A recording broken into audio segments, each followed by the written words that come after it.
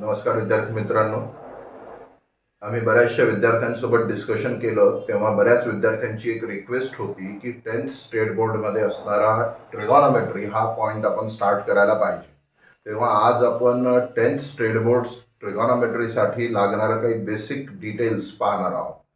सुरुवातीला जर या वर्डबद्दल बोलायचं म्हटलं तर ट्रिगॉनॉमेट्री हा वर्ड 3 ग्रीक वर्ड्सपासून तयार झालेला आहे. ट्राय, गॉना आणि मेट्रॉन. जो वर्ड ट्राय आहे हा स्टँड करते 3 साठी, गॉना स्टँड करते साइड्स साठी आणि मेट्रॉन स्टँड्स करते मेजरमेंटसाठी. ऑब्विसली याचा अर्थ इतकाच आहे की 3 साइड्सचं मेजरमेंट. आपण ट्रिगॉनॉमेट्रीमध्ये बेसिकली बघतो काय? ट्रिगॉनॉमेट्रीमध्ये आपण एका राईट अँगल ट्रायंगलच्या साइड्सच्या रेशोजमध्ये राहणारा भाग, साइड्सच्या प्रपोर्शनॅलिटीमध्ये राहणारा पार्ट स्टडी आउट करतो. आता प्रायमरीली बघायचं म्हटलं तर what do you mean by right angle triangle? We do all no एक राईट अँगल ट्रायंगल म्हणजेच काटकोन त्रिकोण म्हणजे असा त्रिकोण ज्यामध्ये एक कोण हा तुम्हाला 90 डिग्रीचा म्हणजे राईट अँगल गिव्हन असते. ठीक आहे.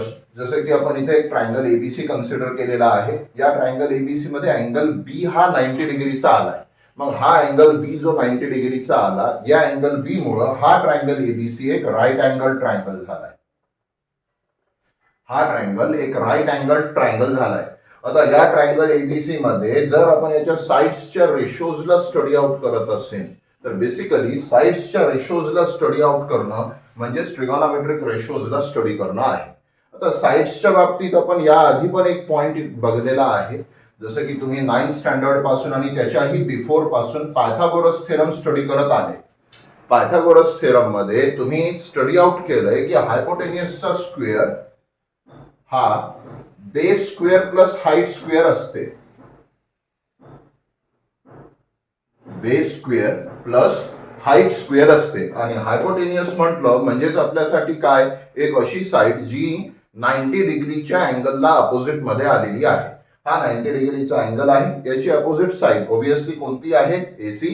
तर मग एसी हा तुमचा हायपोटेनियस आहे आणि याचा बेस ट्रायंगल एबीसी साठी असणारा ऑब्विसली बीसी आहे. तेव्हा हा होईल बीसीचा square along with height square which represents side AB.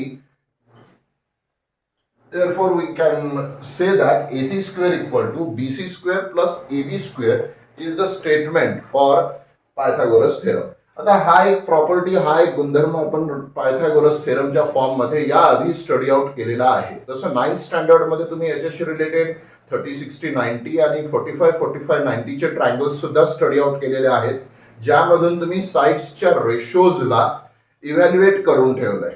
जसं की तुम्ही एका पर्टिक्युलर अँगलच्या अपोजिट आणि ऍडजसंट साइडला हायपोटेनियसच्या फॉर्म मध्ये एक्सप्रेस करण्याचं काम केलंय. आता सपोज करा हा अँगल सी आहे तुम्हाला दिलेला कन्सिडरेशन मध्ये. या अँगल सी साठी अपोजिट साइड म्हणजे याच्या फेसकडे असणारी साइड राहील जी की ऑब्विसली साइड ए बी आहे.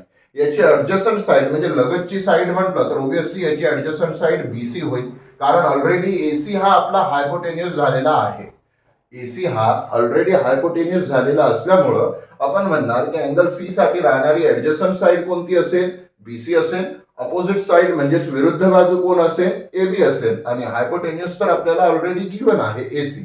मग आता या साइड्सच्या रेशोजच्या इंटर रिलेशनला स्टडी आउट करणं हे आपल्याला ट्रिगोनॉमेट्रीमध्ये करायचं प्रायमरी वर्क आहे.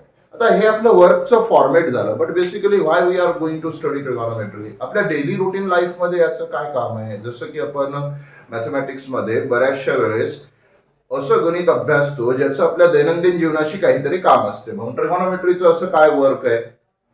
सपोज करा तुम्ही कधी कुठे फिरायला गेलेले आहात आणि तुम्ही रस्त्याने जाते वेळेस एक खूप उंच उंच झाड पाहिलं. मग अशा कंडिशन मध्ये त्या टॉल ट्रीची हाईट कॅल्क्युलेट करायची असेल तर तुम्ही मीटर पट्टी हातामध्ये घेऊन एका ट्रीची हाईट मेजर नाही करू शकत. अशा कंडिशन मध्ये काही इनडायरेक्ट मेथड्सचा यूज करून, प्रायमरीली ट्रिगोनॉमेट्रिक रेशोजचा यूज करून आपण height of the tree, height of the tower, distance of ship from the tower हे सगळं काही कॅल्क्युलेट करू शकतो. आता हा झाला ट्रिगोनॉमेट्री बद्दल बोलायचा भाग. आपण 9th स्टँडर्ड मध्ये याच्याशी रिलेटेड असणारे काही बेसिक फॉर्म्स, काही बेसिक फॉर्म्युले आणि स्टँडर्ड अँगल्सच्या येणाऱ्या काही व्हॅल्यूज स्टडी आउट केलेल्या आहेत. त्या सर्व पोर्शनला आजच्या या लेक्चरमध्ये आपण डिस्कस करणार आहोत. ठीक आहे. आता फर्स्ट ऑफ ऑल एवढं लक्षात ठेवा की राईट अँगल ट्रायंगल मध्ये साइड्सच्या रेशोजला स्टडी करणार आहोत आपण ट्रिगोनॉमेट्रीच्या हेडिंग खाली. ठीक आहे. सो बेसिकली ट्रिगोनॉमेट्रीमध्ये 6 स्टँडर्ड ट्रिगोनॉमेट्रिक रेशोज आपल्या स्टडीमध्ये येतात आणि हे सर्वचे सर्व रेशो एका पर्टिक्युलर राईट अँगल ट्रायंगलच्या पर्टिक्युलर अँगल थीटासाठी डिफाईन केलेले आहेत. फॉर एक्झाम्पल तुम्हाला एखादा राईट अँगल ट्रायंगल गिव्हन असेल, again consider triangle ABC is a given right angle triangle आणि इथं असणारा अँगल सी हा थीटा या मेजरचा दिलेला आहे. मग अशा कंडिशन मध्ये थीटा या मेजरच्या अँगलसाठी राहणाऱ्या रेशोजला आपण डिफाईन करू शकतो. 9th स्टँडर्ड मध्ये तुम्ही या रेशोजला डिफाईन केलेला आहे. या स्टँडर्ड मध्ये आपण फक्त याचे एक बेसिक इंट्रोडक्शन पाहणार आहोत. जसं की आपल्या स्टडीज मध्ये येणारा पहिला रेशो आहे साइन रेशो. साइन रेशोचं कम्प्लीट स्पेलिंग SINE असते, बट शॉर्ट फॉर्म मध्ये आपण याला साइन एवढंच मेन्शन करतो. आणि सगळ्यात महत्वाचा भाग विद्यार्थी मित्रांनो, जोपर्यंत ट्रिगोनॉमेट्रिक रेशो सोबत अँगल डिफाईन केल्या जात नाही, अँगल दिल्या जात नाही, तोपर्यंत रेशोजला स्वतःचा काहीही अर्थ नाही. तुम्ही म्हणते फक्त साइन इक्वल टू काय राहील, साइन इक्वल टू काहीही राहणार नाही until and unless the angle theta is given to us. जेव्हा तुम्हाला अँगल थीटा दिलेला असेल तेव्हाच तुम्ही sine of theta equal to define करू शकता. तर primarily today we are just going to discuss about the definitions and the basic forms. Okay. तर primarily sine theta equal to असते काय, साइन थीटा हा बेसिकली रेशो आहे दोन साइड्सचा. कोणकोणत्या sides? Opposite side of the triangle, opposite side of the angle and हायपोटेन्युसचा. Opposite side या अँगल थीटासाठी ऑपोजिट साइड कोण आहे आलेली? ऑब्विसली AB आहे आणि याचा येणारा हायपोटेन्युस काय आहे? AC आहे. मग sine of theta equal to आपल्यासाठी काय असेल? AB अपॉन AC असेल. सेम वे मध्ये तुम्ही दुसरा ट्रिगोनॉमेट्रिक रेशो कॉस ऑफ थीटाला डिफाईन केलंय. कॉस रेशो म्हणजेच आपल्यासाठी कोसाइन रेशो असते. कोसाइन रेशोला आपण सिंपल वर्ड्स मध्ये कॉस मेन्शन केलेला आहे. परत कन्सेप्ट तीच की रेशोचं स्वतःचं अस्तित्व नाही, एक्झिस्टन्स नाही until and unless an angle theta is given to them. जोपर्यंत आपण त्यांच्यासाठी एक अँगल थीटा देत नाही, मग या अँगल सी ची व्हॅल्यू आपण कन्सिडर केलेली आहे थीटा. मग थीटा ही व्हॅल्यू आपण पुट केली. मग या थीटा या अँगलसाठी राहणारा ट्रिगोनॉमेट्रिक रेशो आपण डिफाईन केला कोसाइन रेशो अशा प्रकारे की कॉस ऑफ थीटा हा ऍडजसंट साइड अपॉन हायपोटेन्युस राहील. ऍडजसंट साइड या अँगल थीटासाठी राहणारी ऍडजसंट साइड BC आहे, अपॉन मध्ये राहणारा हायपोटेन्युस AC आहे. म्हणजे आपल्याकडे येणारा कॉस ऑफ थीटा हा प्रायमरीली काय असेल? BC अपॉन AC इतका असेल. बेसिक डेफिनेशन्स तुम्ही जोपर्यंत मेमराइज करणार नाही तोपर्यंत तुम्हाला रेशोज डिफाईन करता येणार नाही. आणि ट्रिगोनॉमेट्री, स्पेशली ट्रिगोनॉमेट्री हा असा भाग आहे जो totally depend on the formulas आहे.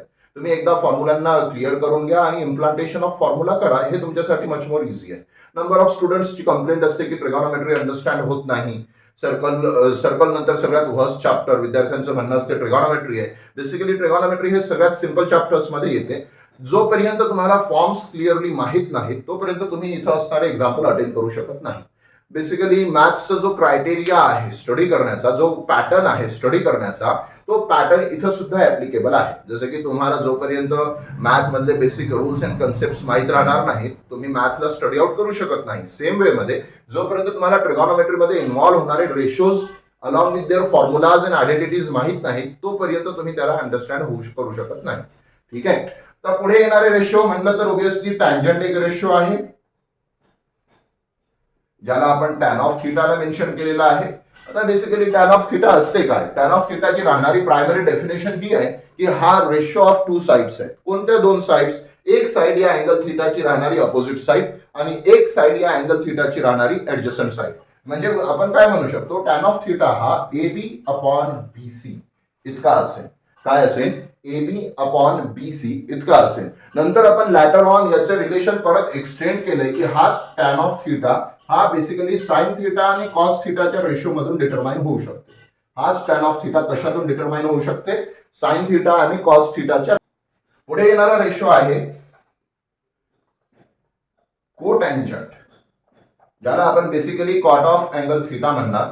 आता कॉट ऑफ थीटाची बेसिक डेफिनेशन काय? कॉट ऑफ थीटा हा बेसिकली टॅनचा रेसिप्रोकल आहे आणि टॅनचा रेसिप्रोकल आहे म्हटल्यावर ऑब्विसली याच्या डेफिनेशन मध्ये सुद्धा हा रेसिप्रोकलच्याच फॉर्म मध्ये येईल.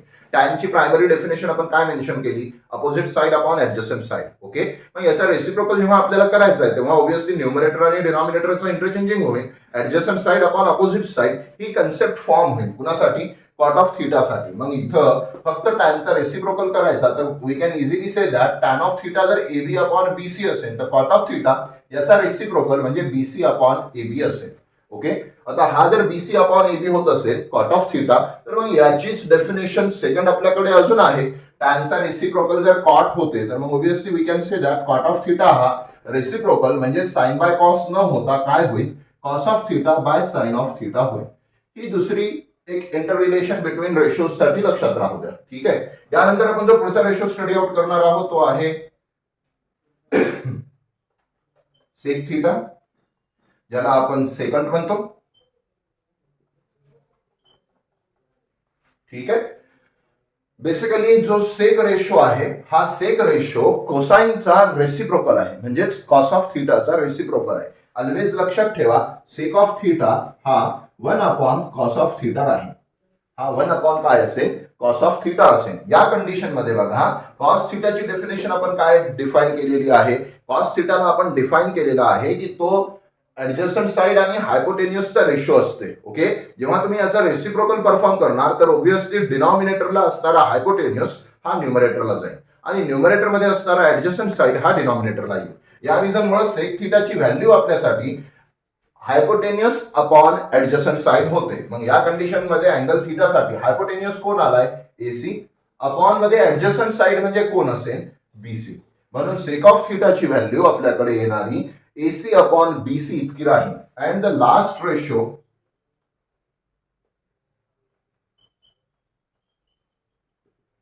कोसेकंट, ज्याला आपण कोसेक ऑफ थिटा म्हणतो, हा बेसिकली जो साइन रेशो आहे त्या साइन रेशोचा रेसिप्रोकल आहे. म्हणून आपण म्हणू शकतो की कोसेक थिटा हा 1 अपॉन साइन थिटा असेल. हा काय असेल, 1 अपॉन साइन थिटा असेल. कोसेक थिटा हा 1 अपॉन साइन थिटा असेल. म्हणजे बेसिकली कोसेक हा रेसिप्रोकल आहे साइन रेशोचा. हा फक्त फॉर्म्युलांचा भाग आहे. मग या फॉर्म्युलांना तुम्ही 9th स्टँडर्ड मध्ये स्टडी आउट केलेला आहे. Those who want to study these concept in much more detail, त्यांनी आम्ही जे 9th ची व्हिडिओ लेक्चर सिरीज सुरू करणार आहोत त्याला थोडं रेफर करून घ्या आणि त्यामधून या सर्व रेशोजच्या अजून मच मोर डिटेल मध्ये आणि डीप डिस्कशन मध्ये आपण पाहू. ठीक आहे. आता राहिला भाग सेकंड कोसेकंड साठी. कोसेक साठी येणारी डेफिनेशन, बेसिकली कोसेक हा कुणाचा रेसिप्रोकल आहे म्हटलं आपण, साइनचा. साइनचा रेसिप्रोकल आहे म्हणजे साइन मध्ये आलेल्या टर्म्स इन्व्हर्ट होतील. ओके. इन्व्हर्ट होतील. साइन मध्ये काय येते, हायपोटेन्युस येते डिनॉमिनेटरला आणि न्यूमरेटरला येते अपोजिट साइड. मग आपण या दोघांचं इंटरचेंजिंग करू. न्यूमरेटरला राहणारा अपोजिट साइड हा डिनॉमिनेटरला जाईल आणि डिनॉमिनेटरला असणारा हायपोटेन्युस हा न्यूमरेटरला जाईल. म्हणून कोसेक थिटाची व्हॅल्यू आपल्यासाठी हायपोटेन्युस म्हणजेच AC divided by opposite side म्हणजेच AB असेल. म्हणून येणारा कोसेक ऑफ थिटा हा AC अपॉन AB इतका राहील. हे लक्षात राहू द्या. आता या फक्त 6 बेसिक ट्रिगोनोमेट्रिक रेशोजच्या डेफिनेशन्स आहेत. याशिवाय या चॅप्टर मध्ये डिस्कशन केल्यासारखा पार्ट हा खूप मच मोर आहे. ठीक आहे. जोपर्यंत तुम्हाला अनटिल अँड अनलेस तुमचे फॉर्म्युले क्लिअर होत नाही तोपर्यंत तुम्ही या भागाला मच बेटरली अंडरस्टँड नाही करू शकत. बघा आता आपल्याला 10thच्या पॉईंट ऑफ व्ह्यूनं पॉईंटला प्रिपेअर करायचं आहे. 10thच्या पॉईंट ऑफ व्ह्यूनं मी 9thच्या पोर्शनची मच मोर डिटेल इथं घ्यायचं अवॉइड करत आहोत. आपण जेव्हा 9thची व्हिडिओ लेक्चर सिरीज सुरू करू, जे willing to study these points in detail आहेत अशा कॅन्डिडेट्सनी 9thचे लेक्चर रेफर करून घ्या. ओके. इथे थांबू मग आज.